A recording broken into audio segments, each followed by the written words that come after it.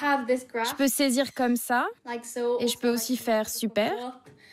Et si j'appuie sur ce bouton, il devient rose. Et je peux rabattre 2 doigts et plein de choses comme ça. Je lève juste la main et voilà. Je peux faire le signe du métal. Ladies and gentlemen, bienvenue dans Trax. Au sommaire ce soir, vers l'inaudible et au-delà, les musiciens de l'invisible repoussent les frontières de nos sens. Avec les performances pour animaux, c'est plus les toutous qui font les clowns, mais les humains qui les amusent. Et enfin, on voyage dans les tripes de Stéphane Blanquet, maître S Bad Taste et grand empereur des fluides. Pas joli.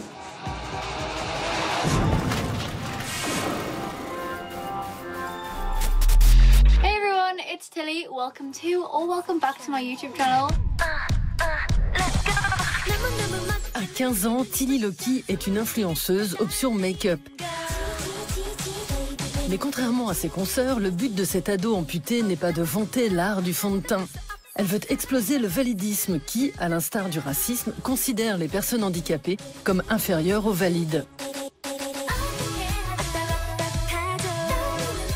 En publiant ces vidéos d'elle en train de faire tout et n'importe quoi, cette ado qui vit près de Newcastle, au nord-est de l'Angleterre, se transforme en super-héroïne. Ça, c'est la toute première prothèse que j'ai eue par la Sécu au Royaume-Uni.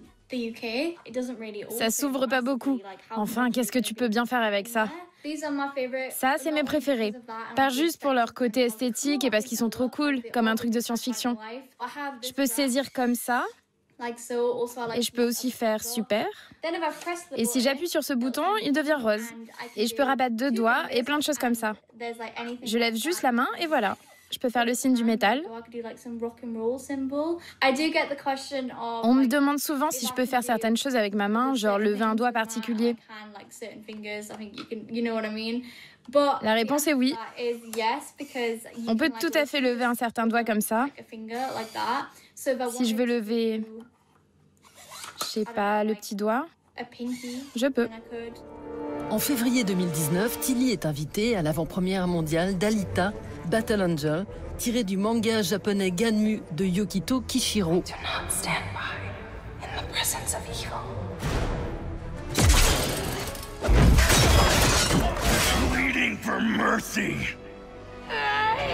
Le producteur du blockbuster, James Cameron, lui offre les prothèses de l'héroïne du film Alita.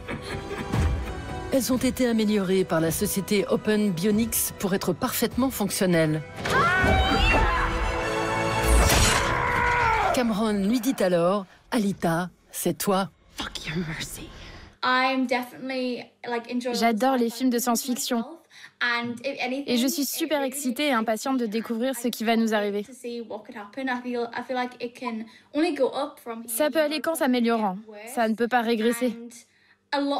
Beaucoup de gens trouvent que la vitesse d'évolution de la technologie est flippante. Mais pour moi, c'est non seulement des outils technologiques super cool, mais des appareils médicaux qui aident beaucoup de gens. À 15 mois, Tilly contracte une méningite gravissime. À la surprise des médecins, elle survit, mais perd ses 2 mains et tous ses orteils. Pendant 10 ans, elle se débrouille avec des prothèses inertes. En 2016, la fillette reçoit un premier prototype de bras bionique équipé de capteurs détectant les infimes signaux électriques générés par ses muscles. Devenue malgré elle l'ambassadrice des amputés, Tilly rencontre alors de nombreuses personnalités, comme ici le Dalai Lama en 2018. Hold. Can you give His Holiness a hand? Whoa!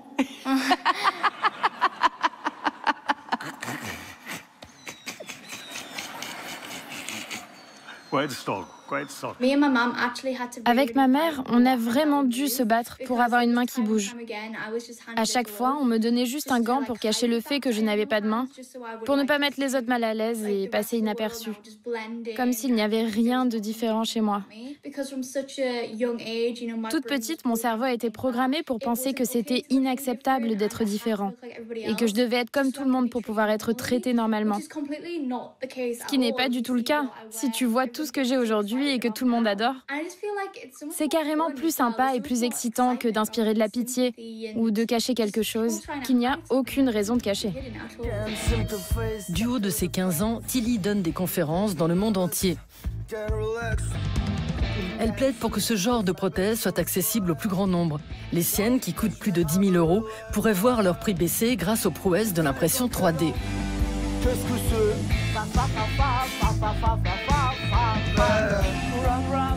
Quand la Greta Thunberg des cyborgs n'est pas en pleine lutte revendicative, elle officie comme modèle, remettant en cause les standards de la beauté.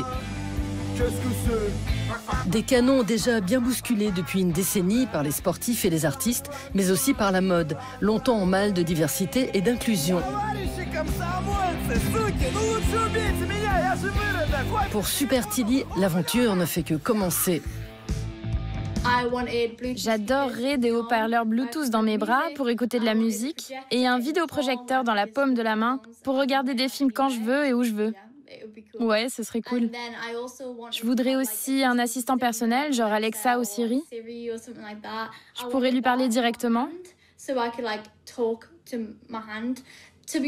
Pour être honnête, ma motivation, c'est de pouvoir aller à l'école avec et pendant une interro de maths, pouvoir demander la réponse à ma main. On ne peut pas me la confisquer, ils ne peuvent pas faire ça.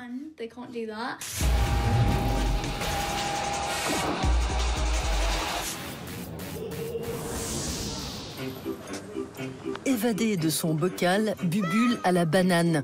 Avec sa maîtresse Valérie, il vogue à la rencontre de Krut Jurak et Alex Bailey, un duo d'artistes qui répare une monstrueuse injustice.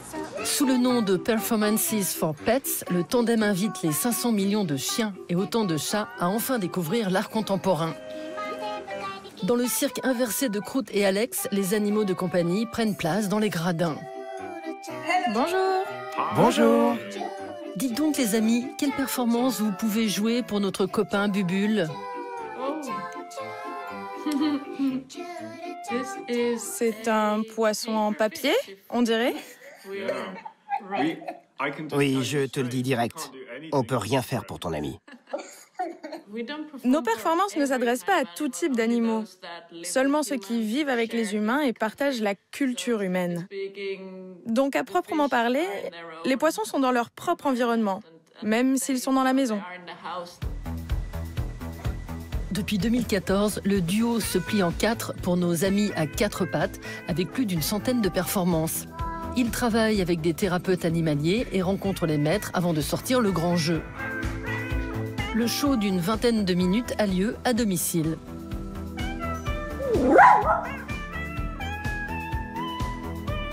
Je crois qu'on dérange. La fondation de Rüsselsheim en Allemagne consacre une exposition, repoussée à l'été prochain pour cause de Covid-19, à Alex et Krut, qui expliquent aux humains comment se mettre dans la peau d'un minou. Always be comfortable. Question authority. If at any point you feel like this isn't for you and you find it irrelevant or silly, then just feel free to wander off. And that is also what a cat would do. On pourrait qualifier notre public de chiens comme étant plus traditionnel. C'est un public plutôt conservateur. Et les chats sont plutôt comme des hipsters, cool. Oui, on pourrait les définir comme un public plus contemporain et plus jeune. Le Britannique Richard Hamilton, considéré comme le papa du pop art, avec ce collage réalisé en 1956, est le premier à mettre la main à la pâte en imaginant une expo pour toutous. Dans le village espagnol de Cadaqués, il réalise en 1975 des peintures de saucisses et de vieilles godasses qu'il accroche à hauteur de truffes.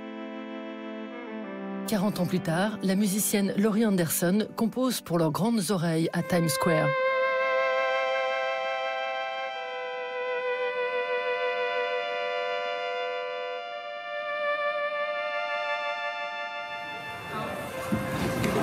Peinture, musique, installation, sculpture, l'offre culturelle pour chiens s'étoffe jusqu'à la création en 2017 de la très hype Dogumenta à New York.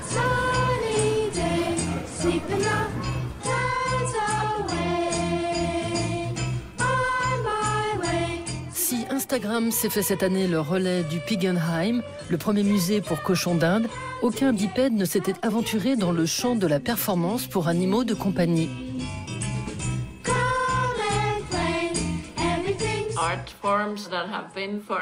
Les formes artistiques qui ont existé pour les animaux étaient bidons. C'était pas réellement pour les animaux. Aujourd'hui, on arrive à un moment où il faut faire quelque chose de spécifique pour les chiens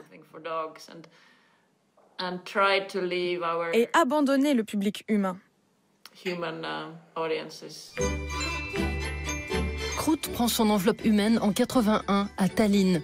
Fille d'une artiste et d'un journaliste, elle grandit en Estonie et rencontre Alex, natif de Bristol, à Amsterdam, où elle étudie les beaux-arts.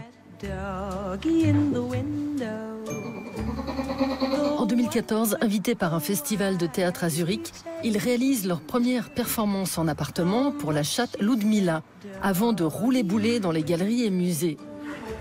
Des spectacles à partir de 4 pattes.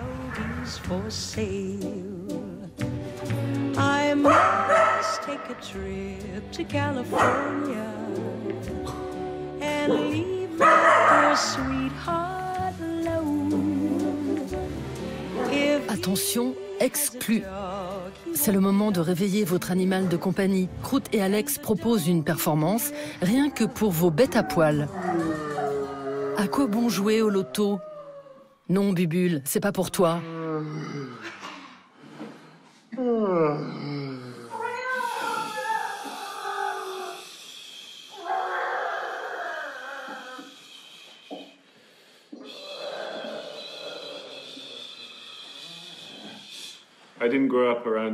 Je n'ai pas grandi avec des animaux.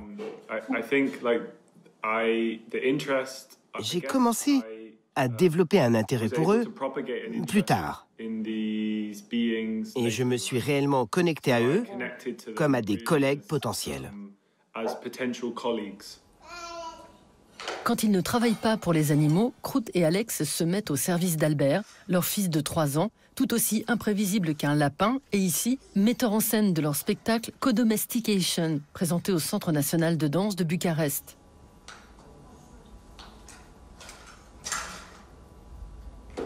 En parallèle, le duo organise aussi des ateliers dans lesquels il observe des hamsters pour apprendre l'art de grignoter des carottes. On ne s'attend pas à ce que tous les animaux s'engagent avec nous, ni même qu'ils aiment ce qu'on fait. Il faut se rappeler que c'est une offre qu'ils peuvent refuser. C'est absurde pour certains animaux comme pour certains humains.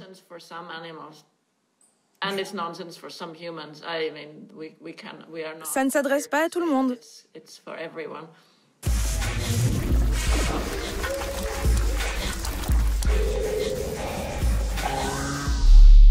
Rendre visible l'invisible ou rendre audible l'inaudible, quel pari! Prenez notre bon vieux soleil. Il a plein de choses à nous dire que la NASA a réussi à enregistrer et qu'on entend ici. L'artiste belge Claire Williams, elle, le fait chanter dans son installation Zorias. En posant ses coudes sur les bords de l'œuvre, on entend via nos os les variations des ondes électromagnétiques du Soleil. Au centre, Claire a rempli de gaz, présents dans le milieu interstellaire, des boyaux de verre. Pour rencontrer l'artiste, il fallait se rendre à l'espace 21 bis Mirabeau, à Aix-en-Provence, pour l'exposition Ghost in the Machine. Mon travail traverse vraiment cette idée de l'électromagnétisme et comment on peut ramener aussi sur Terre des choses qui sont à des espaces et des distances incommensurables pour nous, terriens. Et c'est cette idée aussi, la puissance, on peut capter des ondes, avoir des instruments aujourd'hui qui permettent en fait de ramener quelque chose d'aussi loin et d'aussi obscur sur la Terre et essayer de le comprendre, de l'observer. En 2015, Claire avait déjà nourri d'ondes électromagnétiques un métier à tisser dont elle avait hacké le logiciel. La machine retranscrivait en direct les variations des ondes sur le tissu. Pour réaliser cette œuvre, après 3 ans d'études à l'École nationale supérieure des arts visuels de la Cambre, à Bruxelles, l'artiste a vécu durant 6 semaines dans un village ouzbek pour en étudier les techniques de tissage traditionnelles. Il y a 2 ans, Claire matérialise dans l'installation Les Éthers les ondes des smartphones et des ordinateurs présents dans la galerie. C'est des vibrations dans l'air qui vont provoquer de manière plutôt abstraite, parce que c'est des choses qu'on va ressentir par le corps. Donc quand on va avoir un concert, on va se mettre à ressentir des choses qui sont pas forcément des choses facilement... c'est pas forcément des choses qu'on va pouvoir décrire. Si on venait d'une autre planète et on voyait les humains tous voilà, danser, avoir toutes ces réactions par rapport à cette forme invisible du son, on pourrait se demander mais qu'est-ce qui se passe à cet endroit-là, quelle énergie ça peut provoquer de manière universelle en plus. Et quand tu le fais basculer vers le haut...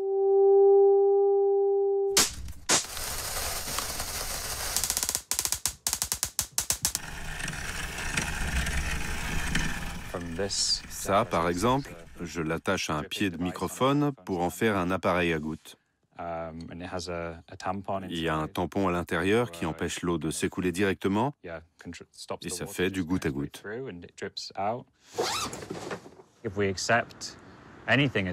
Si on considère n'importe quel son comme de la musique, les choses deviennent très intéressantes. Et si on considère l'écoute elle-même comme une pratique musicale, c'est encore plus intéressant. Le simple fait d'écouter peut être une forme de musique, une forme de pratique musicale. Les concerts de l'anglais Tim Shaw ne ressemblent à rien de connu. Sans instrument de musique, l'artiste donne une voix aux objets du quotidien, comme ici au Festival LUF de Lausanne, où il présente sa performance « Points of Failure », point de défaillance en VF.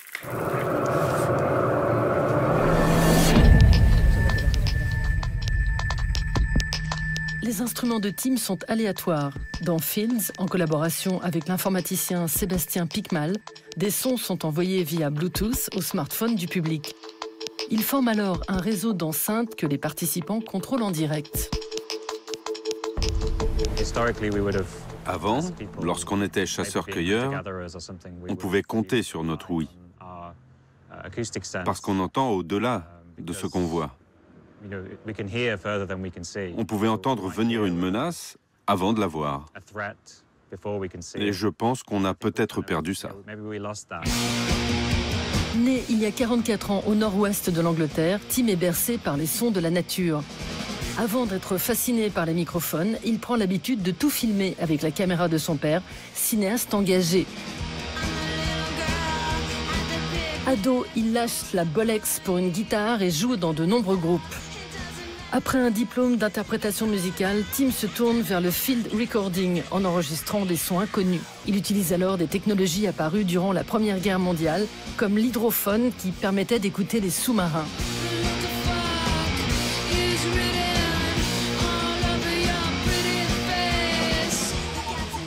Coup de bol, ces outils autrefois de la taille d'un homme tiennent aujourd'hui dans la poche. Tim y plonge avec délectation.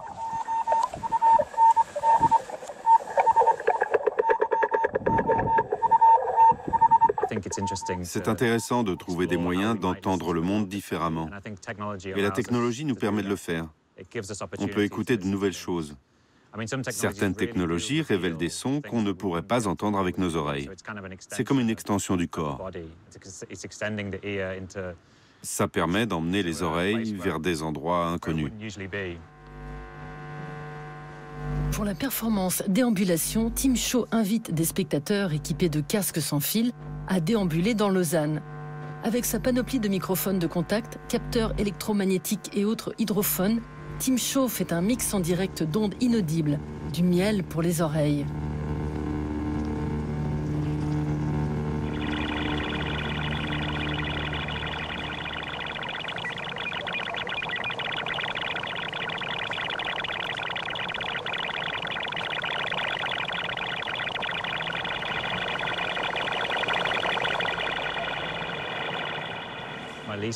Le son que j'aime le moins, c'est la musique, parce qu'il y a trop d'événements, trop de trucs qui se passent. Considérée comme l'une des figures les plus extrêmes de la scène harsh noise, qui rompt avec le rythme et la mélodie, l'Italienne Alessandra Zerbinati, 40 ans, utilise son corps pour matérialiser un autre invisible caché au plus profond de ses tripes, sa colère.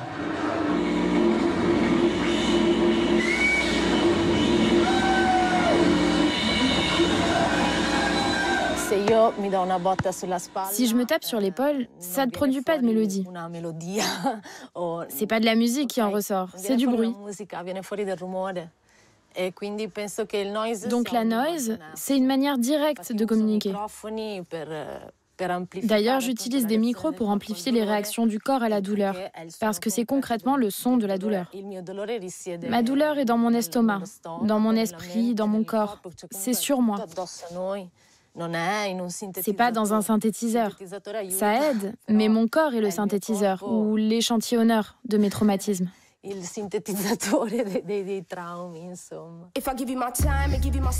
Invitée elle aussi au dernier festival de musique et de cinéma underground suisse, Alessandra fait littéralement parler son corps. Afin de diffuser le son de ses entrailles aux oreilles du public, l'Italienne insère un micro dans son intimité avant de se lancer dans une performance inspirée par la danse japonaise, le Buto, mais aussi par les violences physiques qu'elle a endurées.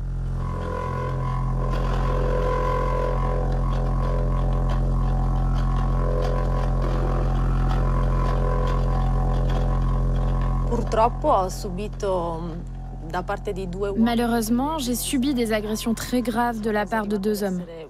J'ai failli me faire tuer. Ça peut paraître surprenant ou terrible, mais plein de femmes ont vécu les mêmes expériences, peut-être même pire.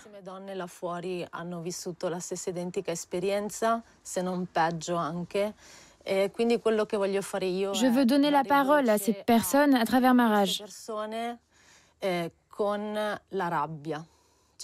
Face aux abus subis par les femmes, je ne veux pas avoir une réponse triste ou affligée, mais plutôt celle d'une femme en colère. Dans ses performances extrêmes, Alessandra utilise souvent ses fluides corporels, comme ici, son sang.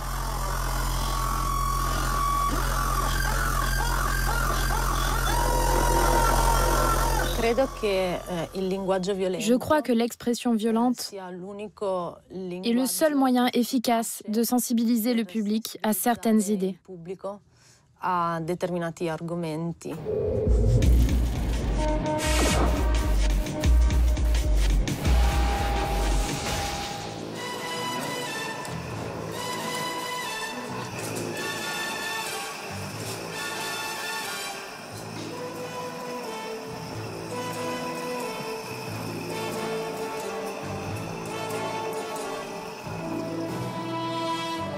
Ça, c'est un autoportrait un peu fragonesque, on va dire, avec ma tête et les muscles et ce qu'il y a à l'intérieur de ma tête, tout en haut. C'est pas joli. Le refoulé, Stéphane Blanquet ne connaît pas. Boyau à gogo, matière suspecte et fétiche tordu, bienvenue dans l'univers tout le temps en dérangement de l'artiste français. À 47 ans, l'abominable Blanquet donne ses lettres de noblesse à l'abject sous toutes ses coutures.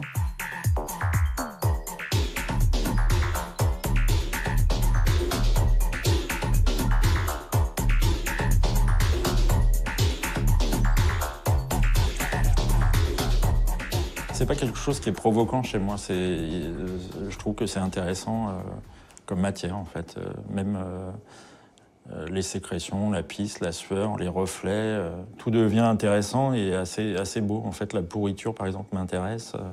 Une décharge, je trouve que c'est quand même la plus belle œuvre d'art contemporain qui existe. En septembre dernier, la Halle Saint-Pierre à Paris donne les clés à Stéphane Blanquet. L'artiste, qui est aussi cofondateur de la maison d'édition United Dead Artists, y expose une partie de son œuvre protéiforme. Car comme il le dit, il vomit aussi ses obsessions en céramique, en tapisserie ou en photo.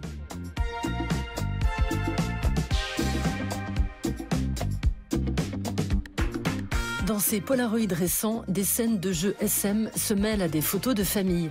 L'occasion pour Stéphane de dévoiler son corps ou son rapport à la maladie avec laquelle il vit depuis l'adolescence.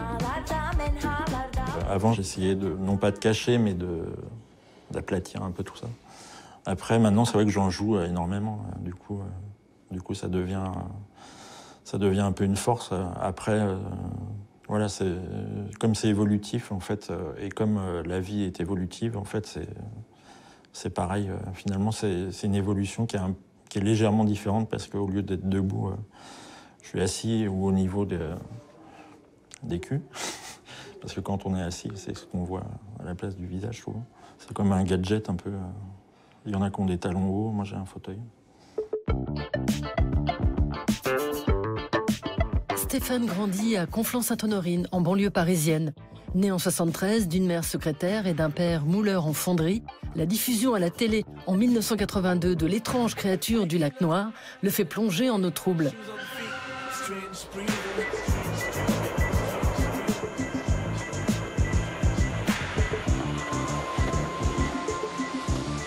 Les BD érotiques publiés par Elvie France, éditeur sulfureux depuis portée disparue, ne vont pas le ramener à la surface.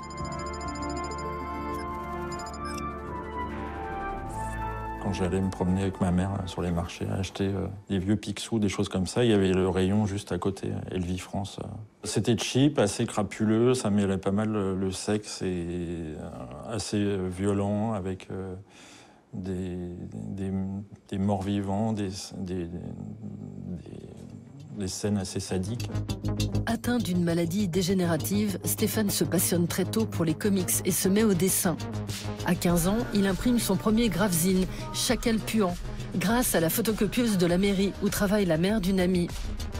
À 16 ans, ses dessins circulent aux États-Unis avec l'aide de Robert Crumb, icône de la BD underground américaine. Vers 14 ans, j'ai découvert toute cette scène foisonnante, surtout des gravezines. C'est ça qui m'intéressait le plus parce que c'était proche de... c'est de l'art, mais avec des gens qui s'auto-éditent. Donc on n'était pas obligé d'aller dans les musées ou des choses comme ça, pas obligé de comprendre le pourquoi, du comment, ni avoir fait des études d'histoire de l'art, mais le choc visuel était évident, en tout cas pour moi.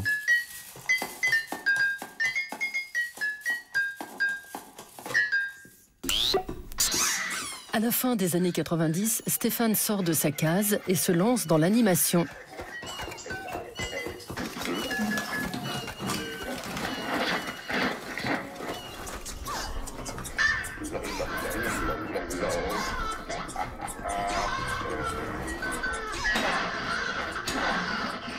J'ai pas l'impression de me masturber en dessinant, mais en tout cas, voilà, il y a quelque chose qui c'est comme une éjaculation régulière où j'entretiens vraiment ça. Après, c'est quelque chose que je contrôle pas en fait. Je suis obligé toujours de déverser, mais c'est vrai que c'est proche de ma sexualité en tout cas. En janvier dernier, dans cet atelier de Montparnasse, Stéphane l'autodidacte troque les imprimantes des gravezines de sa jeunesse pour des presses monumentales qui auraient servi à éditer les lithographies de Matisse, Picasso ou Cocteau. Diable!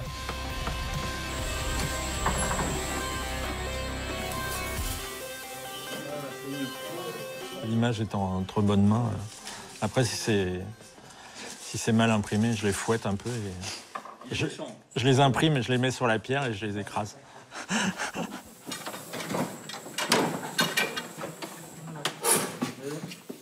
C'est mieux?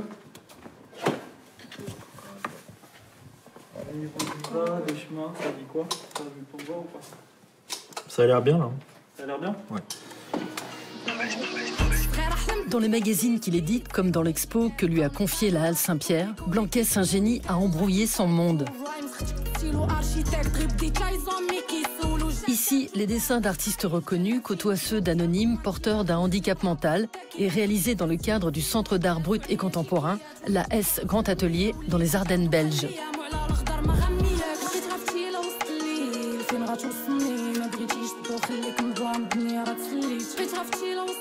J'ai été là-bas et c'est assez étonnant l'énergie qui se déploie, la créativité qu'ils ont, la liberté est assez géniale. Je pense qu'il y a pas mal d'artistes installés qui devraient aller faire un petit stage. Finalement, en fait, tout est cohérent. En fait, c'est une histoire d'univers. Et je trouve qu'il n'y a rien de pire que le grade soit de l'argent, soit de la reconnaissance, etc. Je trouve qu'il y a des artistes qui sont très spontanés comme ça, comme les gens de la S ou même des étudiants qui m'envoient des images que je vais chercher. Je trouve que c'est rafraîchissant de faire les deux, en fait, de mélanger. Trax, c'est quand tu veux et où tu veux sur arte.tv et les réseaux sociaux.